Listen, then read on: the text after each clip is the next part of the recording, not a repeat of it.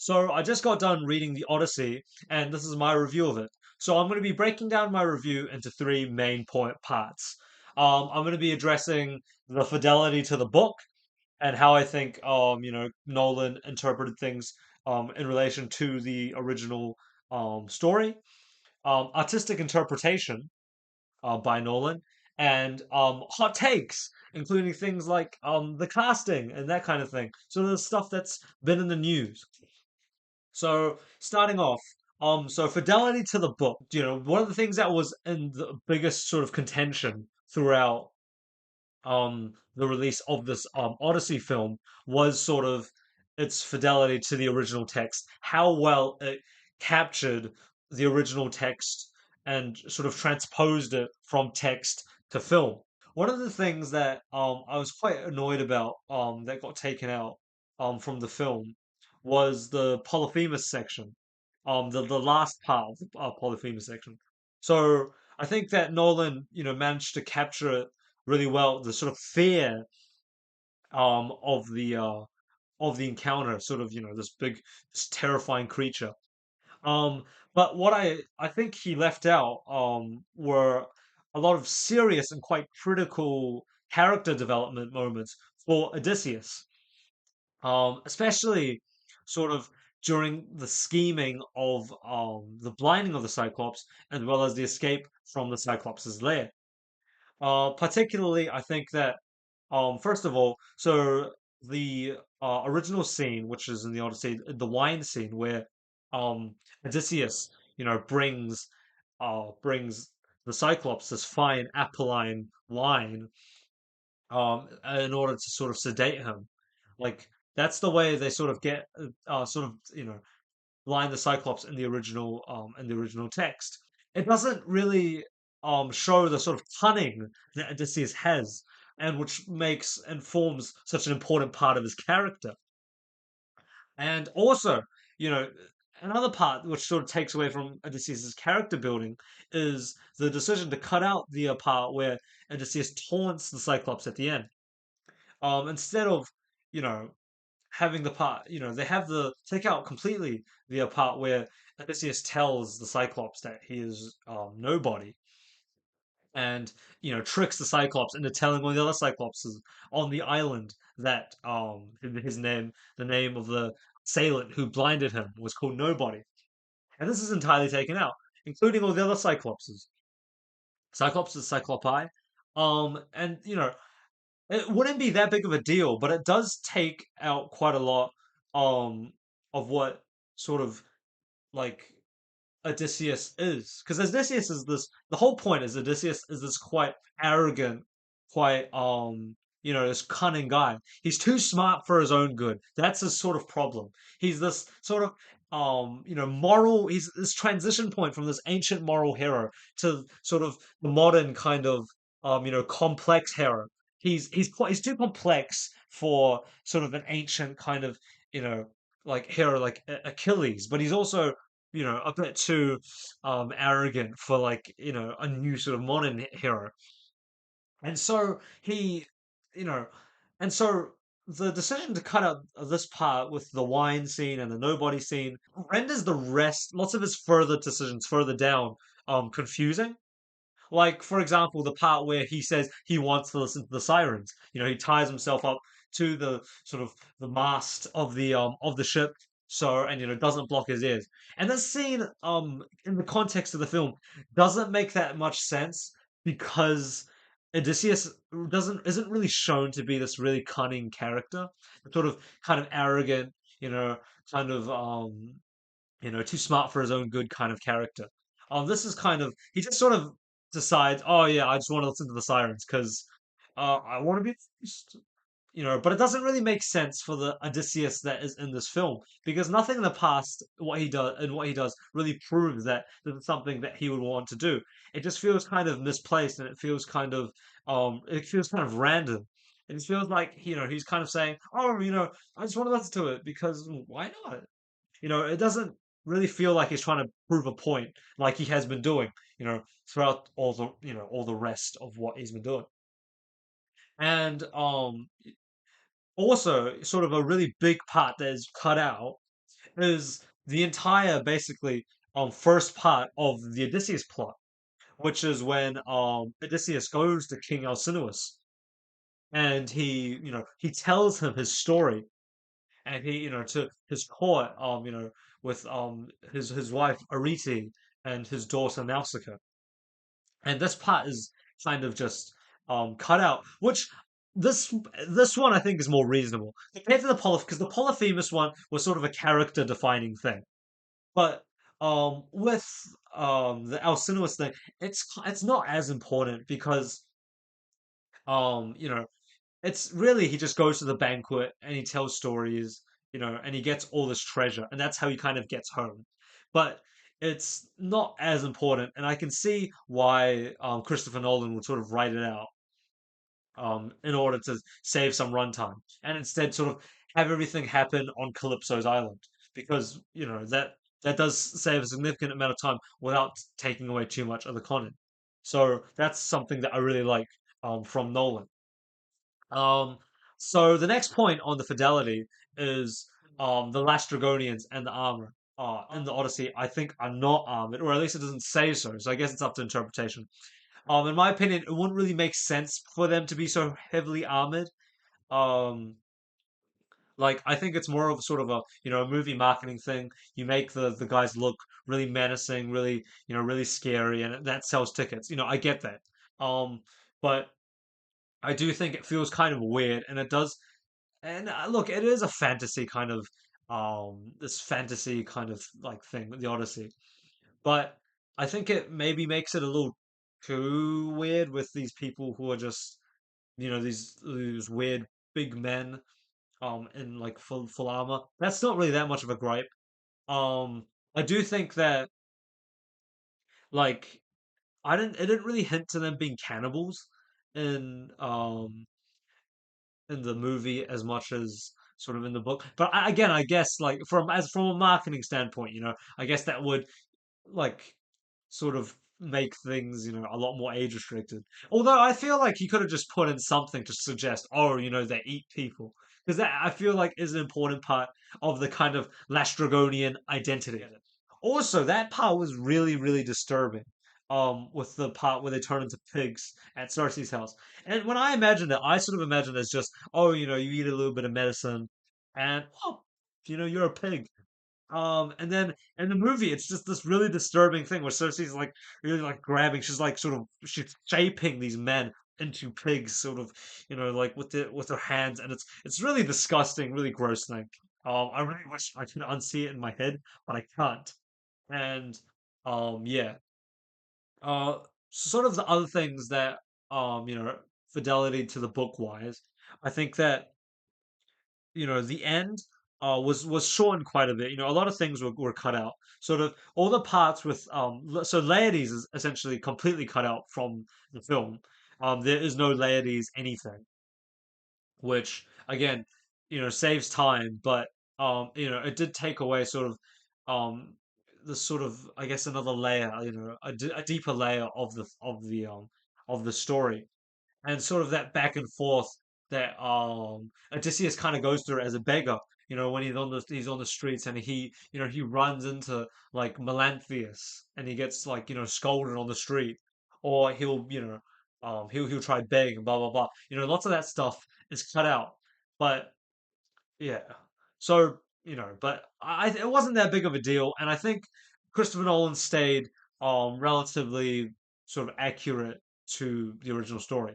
I would also like to mention that I have only read the translation or the Robert Fagles edition of the Odyssey.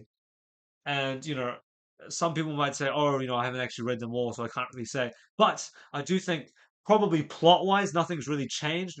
Probably there's some diction choices and stuff like that, and some things that are chosen to be more dramatic, or some more omitted.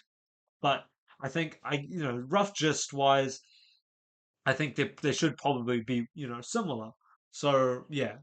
So following that, the artistic interpretation. So my second point. So Christopher Nolan did lots of really sort of interesting interpretations of the text in his thing, and I think that in general, A lot of them were pretty good, although some of them, you know, were a little bit. For example, Emmaus being blind.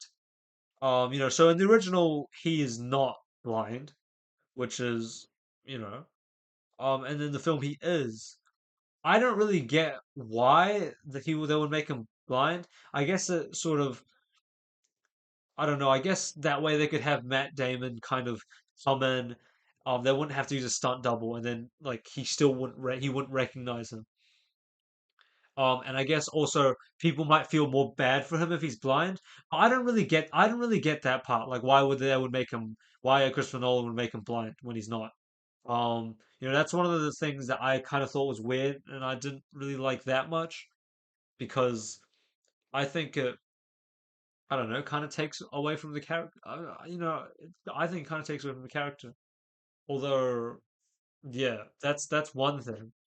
I'd also say that I think that some of the things that were done really well is the Sinon kind of Antinous kind of subplot B plot kind of thing. That was really good. Because it's not really a thing in Odyssey. Sinon's like when I went into the movie theater, I didn't even know who Sinon was. I'll be honest. Like I went in and I was like, who is this guy? I never heard. I read the book and I don't think I've ever heard of this guy. He might have gotten mentioned once, but I don't really remember what he did or what he stands for. Blah blah blah. That kind of thing. And but no, I think the plot was really good. It added a lot of depth. Added depth to the Antinous character. It gave for lots of great moments, like when he hands back the little sort of the conscription kind of thing back to Antinous, and with parts where like you know Odysseus takes revenge against Antinous by shoving the sort of conscription thing down Antinous's throat, and it's just like it's great, and this whole Sinon, and also when Odysseus sees Sinon in the underworld, and the underworld scene is like it was everything I wanted it to be and more. Um, I think the underworld scene was kind of like a one of the harder ones where that could be up to any interpretation. Like, it's the underworld. It's not something that's sort of, as material. But I was really blown away. Sort of the kind of like sort of, liminal kind of between worlds look where it's just sort of endless kind of black ground and like like a vast sort of kind of dark blue-ish, like not midnight, but like it's like a dark day kind of thing. And it stretches, for as far as the eye can see. And then there are just all the people who have died in the Trojan War that come out, all the shades as these like weird, these scary apparitions. Their armor is all broken and dirty. Their face is all drenched in mud and blood. And it's just this great scene that sort of captures the essence and sort of the failure of the Trojan War and the violence and all that. It's an incredibly powerful scene, um, of just all these men kind of coming. They come up to Odysseus, they drink the blood of the sacrifice, and they talk to him. And it's just this like, incredibly powerful kind of thing. And it's a thing that Nolan kind of sort of has throughout the whole book, which is kind of, the horrors of war, and it's something that's not it's not really found in the text in the Odyssey text itself. This is really an interpretive thing, and I think it was really good. The kind of anti-war take. Obviously, it's the underworld where you see the real human cost of war. All these black charred bodies kind of coming out of the ground. Wanting revenge. You know, at the end, when Odysseus is kind of done, they rush towards Odysseus, trying to drag him into the underworld, and it's just this horrifying thing. But it's really great. And it's also these scenes where Nolan includes, so unlike the Odyssey, Nolan includes a bunch of the scenes from the sacking of Troy. and he has all these scenes where Odysseus, the Trojan horse goes in, the Trojan horse goes in through the walls and they climb out and start killing people. They open the doors of Troy and they let the Greek flood in, and it's just this horrible scene where everything kind of, it slows down and then sort of the sound disappears and you see Odysseus as he kind of walks through this battlefield and he realizes the horror of what he's done. All of Troy alight with fire, women and children screaming and running. His men, looting, killing, doing all sorts of unspeakable crimes in Troy. And it's just this great kind of powerful moving moment where Odysseus is just kind of looking and he's just like going like what's going on? But he's nothing. It was he who orchestrated this. It was he who came up with the idea of the horse and killing all these people. It's kind of like Odysseus probably at this point feels kind of like Oppenheimer, where he's just kind of he's realized, what he's done. He has become death. He has used his smarts and used it to unleash hell upon earth. And it's best symbolized in this moment where Odysseus sees the head of Athena being cut off. The statue that he sees the head of Athena, like the statue head fall down, and then and it gets replaced by Zendaya as Athena. Being sort of held down, right, and sort of have her head on the chopping block, and she's about to get killed, and boom, the head comes off, and that's a perfect symbol for war, as especially the war that kind of the Greeks kind of engaged in against the Trojans, dishonorable kind of, you know, um, and it's just kind of I find it really interesting. It's just like because Athena is the goddess of war, but her sort of being killed as a symbolism for war is also kind of just shows how disgusting war is. Even that the very act of war is the murdering of Athena. It's the clean sort of the honor of war is thrown out immediately. I think maybe Athena embodies this sort of pure idea of war and kind of gentleman's kind of agreement of sort of agreeing to settle disagreements through conflict, only to, for Athena and for sort of the idea of war to realize that, this is impossible. It is unachievable by people. And it's just this great thing. Although I do think that it does miss out on the fact that, and I think it doesn't draw enough attention to the fact that Odysseus, you know, is very much a perpetrator in this. Like Odysseus, he feels guilty for what he has done and blah blah blah as he walks through the city. But he is going in, he's looting and killing with all the other characters. You know, it was he orchestrated this. He agreed to come and fight Agamemnon's war and do all this killing and pillaging and you know and so I think that he's not the good guy that sort of he's painted out to be. He's a very horrible person, and so that's kind of yeah, that's something. And the cinematography, of course, by Nolan is spectacular. All the scenes look great, especially some of the scenes like scenes upon the ocean, obviously. Um, there's like Calypso's island being this kind of endless kind of sandbar kind of thing. It's great. Um, and it kind of really looks like the desert upon the sea of just kind of Odysseus being trapped in this sort of mirage, I guess, upon the ocean with Calypso, and it's great. So, anyways, moving on to the last part, I want to get on to some of the hot takes. So, this movie, it got a lot of people talking about, especially casting choices. So, I want to talk about the casting choices. I think the casting choices were really good. Some people, were like, So first of all, maybe let's talk about Eurylochus, being Himesh Patel. So Himesh Patel, he's of Indian descent playing Eurylochus. I really liked it. He did a really good job. Like playing this character. He gave it, he gave a great performance.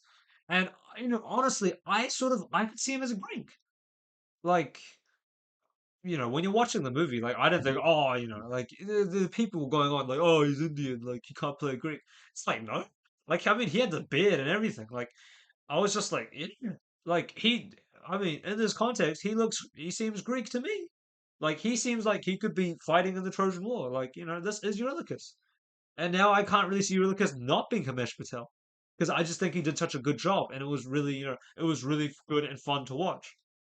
However, I mean, it was interesting though. I did have to kind of sort of erase the idea of him in that Beatles movie away from my head because every time I saw him, I sort of thought about I think it was the Yesterday movie. I started thinking about that. And I was like, okay, no, no, no, he's not singing Beatles songs in this one. Um, and also that kind of gets on another thing is also the decision for all the actors to have American accents. It was a bit weird for me. I'll be honest. I didn't like it that much. I personally didn't like. I get the point in that. Oh, you create uniformity. So these are like all, um, like I guess old Greeks. So they'll, but it's not really how it works that way. I didn't really think because, obviously, it's like I guess all these guys are from Ithaca, so they must all talk the same. But there's lots of accentual differences. And I'll be honest, I just didn't like, I don't really like when I like listen, I see a British actor, doing an American accent. I'm like, okay, well, that's not how you sound. And I don't know, I can't get it out of my ears. To me, it's like, um, I just feels weird. I think they could have just spoken in a British accent. It'd be fine. But that's just my take. Uh, you know, I think that other casting choices like um I thought what's it Lupita Nyong'o was was a good Helen. Although I don't know if she was the best Helen of Troy. And again, I'm not saying this from like, like a racial point, because the whole point was like, oh, Helen of Troy, she can't be black, she's white, which is not true. Or like, they're like, oh, she has to be Greek, which she doesn't really, because the whole point is just Helen is very beautiful. I don't know if the Lupita Nyong'o was the best choice, because I don't know, I think, she, how should I put this? It's like, Mm. I don't, I don't really know, but I just don't think. I feel like another actor could have maybe delivered a more powerful performance. I think she did. I think she was a lot better as a Clytemnestra than as a Helen, because as Clytemnestra, Clytemnestra is this really powerful kind of quite, just quite dominant, quite, like, fierce woman, and like sort of Helen is kind of just this kind of like, oh, you guys I'm so sorry, guys. Like, you know what I mean? So yeah, that's that. Um, really like there's the Asian guy as one of the guys on the Disney ship. I love that. Love the Asian representation. Found it really funny when he was the first to go for the sirens. But you know what? I felt represented there. And you know what? If I was him, I'd probably go too. So, you know, I gotta love the representation. He's 100% Greek. Like, you know, I th- I don't think it really mattered that much if they were, they had to all be Greek. I just liked the guy. I think he was cool. He looked really cool. He was really handsome. He made us Asian people look good. Again, even though he ran off to the sirens, but that's okay. So yeah, but those are kind of my takes, sort of on the thing, on the Odyssey movie. I thought it was a really good film. I recommend it to people who haven't watched it. I probably wouldn't watch it again, just because I'd probably just read the book again instead. I think it's one interpretation of the film of the book, and I think it was all right. It was an interesting experience. But yeah, but that's sort of my review, and leave your comment in the like below the description if you sort of you agree, disagree, blah blah blah. You think I don't know, whatever. But yeah, anyways, that's that. Yeah, subscribe.